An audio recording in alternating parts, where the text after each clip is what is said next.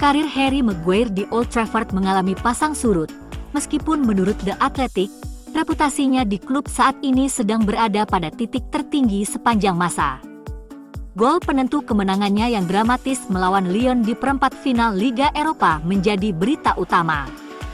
Maguire juga menunjukkan gerak kaki yang memukau sebelum memberikan umpan silang untuk pertandingan pembuka United melawan Athletic Bilbao pada Kamis malam.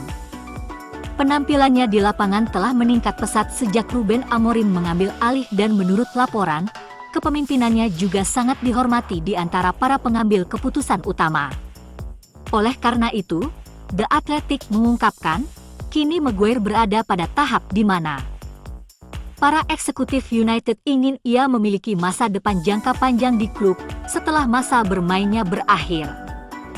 Pembicaraan tentang kontrak baru diantisipasi pada musim panas, setelah perpanjangan kontrak kelas 1-nya dimulai pada bulan Januari, kontrak Maguire yang ada akan berakhir pada akhir musim 2025-2026.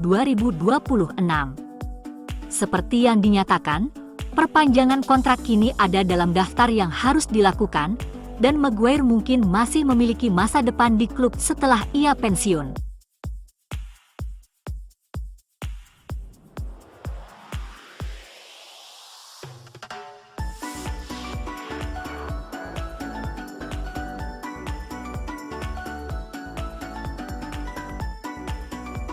Bruno Fernandes dengan brutal membungkam seorang reporter. Ia mengkritisi keputusan wasit yang kontroversial dalam kemenangan Manchester United atas Athletic Bilbao di Liga Eropa. Jurnalis Spanyol ngotot bahwa Dani Vivian seharusnya tidak diberi kartu merah. Setelah peninjauan VAR yang panjang, bek tersebut dianggap telah menarik Rasmus Højlund di area penalti yang mengakibatkan tendangan penalti. Vivian kemudian diberi kartu merah oleh wasit Espen Eskas karena ia gagal melakukan upaya untuk merebut bola. Hal ini tampaknya tidak dipahami reporter tersebut ketika menanyai Fernandes yang tidak ragu untuk menjelaskannya. Pemain Portugal itu menjelaskan aturan permainan bahwa jika bek mencoba menjegal dengan kakinya, itu kartu kuning. Jika dia mendorong pemain lawan atau melakukannya dengan tangannya, itu harus diganjar kartu merah. Fernandes, yang mengeksekusi penalti pada menit ke-37 sebelum menambah gol kedua 8 menit kemudian, didesak untuk mengomentari insiden dalam persiapan tendangan penalti. Kegembiraan penonton San Mames yang berharap melihat tim mereka kembali ke final Liga Eropa sirna dalam waktu 45 menit saat Setan Merah mencetak 3 gol tanpa balas.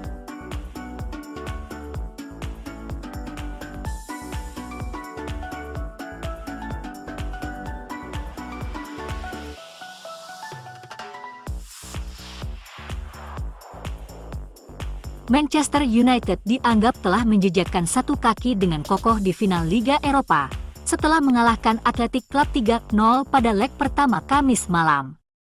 Untuk pertandingan terbesar musim ini, Amorim mengandalkan pemain-pemain berpengalaman United. Dan mereka tidak mengecewakannya dengan Bruno Fernandes, Casemiro, dan Harry Maguire sebagai 3 pemain yang menonjol. Tetapi ada 2 pemenang besar di stadion bersama United, yang bahkan tidak disebutkan dalam skuad oleh Amorim. Meskipun keduanya tidak memenuhi syarat untuk pertandingan tersebut, Amorim memasukkan Chido Obi dan Skou Kone dalam skuad United untuk perjalanan ke Bilbao.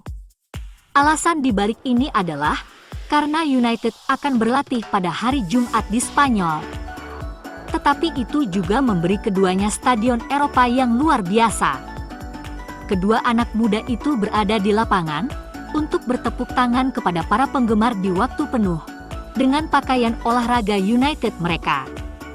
Dengan berada di stadion dan mengalami basis penggemar lawan yang begitu bermusuhan, jelas akan membantu perkembangan para pemain berusia 17 dan 19 tahun. Keduanya belum pernah menjadi pemain inti di tim senior hingga saat ini, tetapi malam-malam seperti ini, dan berada di dalam dan di sekitar skuad, akan mempersiapkan keduanya untuk malam-malam besar Eropa seperti ini, yang diharapkan akan mereka ikuti selama musim mendatang, khususnya bagi Kone. Pengalaman ini penting jika ia diberi kesempatan oleh Amorim. Paparan terhadap kerumunan besar dan situasi penuh tekanan seperti ini akan membantu integrasinya di klub. Pertandingan akhir pekan ini dengan Brentford dapat membuat Amorim mengambil risiko dengan para pemain muda United, seperti yang diakuinya akan dilakukannya 2 minggu lalu. Oleh karena itu, United kemungkinan akan menurunkan tim yang berfokus pada pemain muda. Amorim dapat menurunkan 5 pemain dalam susunan pemain awal. Harry Amas dan Tyler Fredrickson kemungkinan besar akan menjadi starter untuk United, sementara Jayden Kamason bisa mendapatkan kesempatannya untuk United, karena Noussair Mazraoui dan Dorgu perlu istirahat. Kone akhirnya bisa mendapatkan kesempatannya di lini tengah. Casemiro pasti akan diistirahatkan dan Toby Collier cedera. Sementara itu, di lini depan, tidak ada alasan bagi Obi untuk tidak menjadi starter, karena penampilan Højlund yang menggembirakan pada hari Kamis menunjukkan bahwa ia juga harus dilindungi untuk leg kedua. Mungkin bahkan Bendito Mantato akan melakukan debutnya setelah dimasukkan dalam skuad di Bilbao.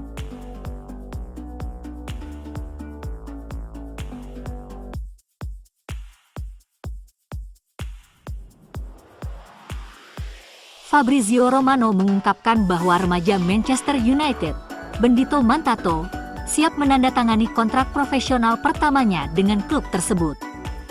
Pemain berusia 17 tahun tersebut merupakan bintang muda Inggris 17 tahun asal Angola.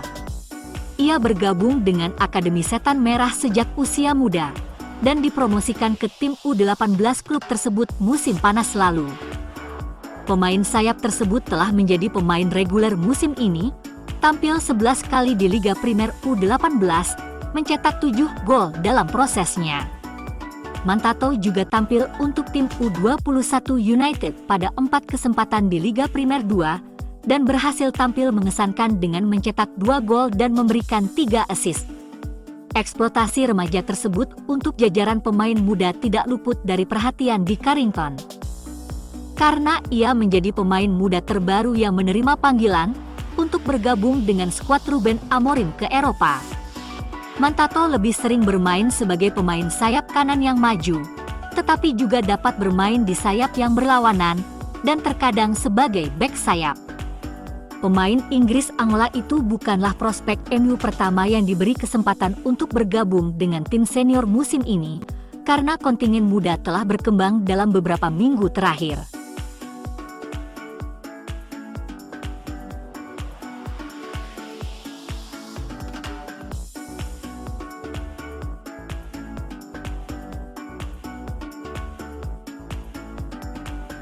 Atletico Madrid telah mengajukan pertanyaan mengenai kemungkinan kepindahan Antony. Pemain sayap Manchester United tersebut yang saat ini tampil mengesankan di La Liga dengan status pinjaman di Real Betis. Winger 25 tahun mengakhiri, meskipun hanya sementara, masa-masa menyedihkannya di Manchester yang membuat Theatre of Dreams berubah menjadi mimpi buruk. Real Betis dengan cepat muncul sebagai kandidat terdepan untuk merekrut Antony.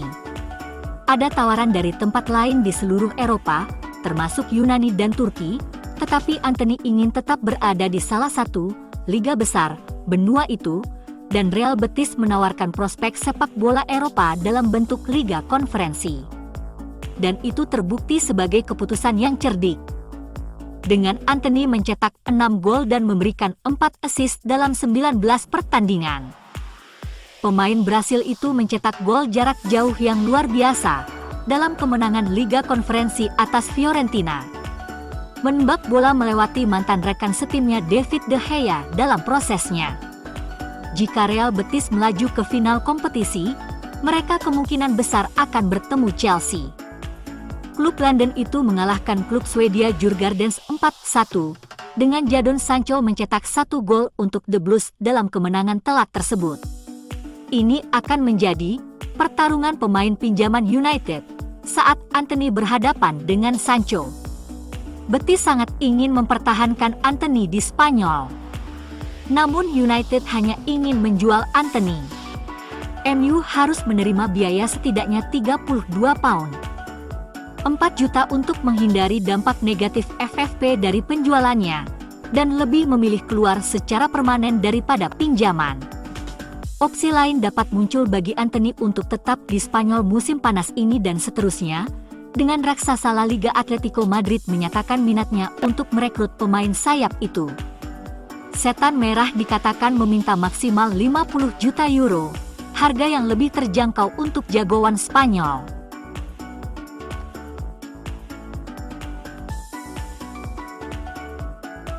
Laporan bahwa Erik ten Hag akan menggantikan Xabi Alonso sebagai pelatih kepala Bayer Leverkusen tampaknya akan menjadi kenyataan. Jurnalis Jerman paling terpercaya, yang memiliki sumber yang dekat dengan klub Bundesliga, menganggap penunjukan ten Hag sebagai fakta yang hampir pasti. Stefan van Nox dari Kicker mengklaim bahwa pembicaraan sudah sangat maju, dan juga mencatat bahwa kesepakatan mungkin telah tercapai. Juara bertahan Bundesliga dan DFB Pokal tersebut berusaha keras untuk memastikan transisi yang lancar sehubungan dengan posisi pelatih kepala sesegera mungkin. Beberapa pemain kunci tidak merahasiakan fakta bahwa mereka ingin meninggalkan klub jika Leverkusen tidak dapat membuat rencana yang jelas untuk masa depan. Setelah kemenangan minggu lalu atas Augsburg, Robert Andrich dan Jonas Hofmann sama-sama membuat pernyataan kritis tentang arah klub. Bos Bayer Simon Rolfes dan Fernando Charro juga mencari kejelasan dari Alonso, dan telah menyatakan keinginan untuk menyelesaikan masalah sesegera mungkin. Pelatih kepala Leverkusen asal Spanyol tetap menjadi kandidat pengganti Carlo Ancelotti di Real Madrid. Sementara itu, Ten Hag akan kembali ke Jerman untuk tugas pertamanya sejak dipecat Manchester United Oktober lalu. Seperti kebanyakan orang Belanda, Ten Hag fasih berbahasa Jerman. Pelatih berusia 55 tahun itu melatih tim cadangan FC Bayern Munich selama 2 tahun antara tahun 2013 dan 2015. Ten Hag memimpin FCB2 meraih gelar Regional Liga dan promosi ke Liga 3 selama musim kompetisi 2013-2014. Selama masa jabatannya di Manchester, Ten Hag bekerja sama dengan eksekutif sepak bola Austria, Ralf Rangnick, dan sejumlah eksekutif sepak bola Jerman di klub Liga Premier tersebut.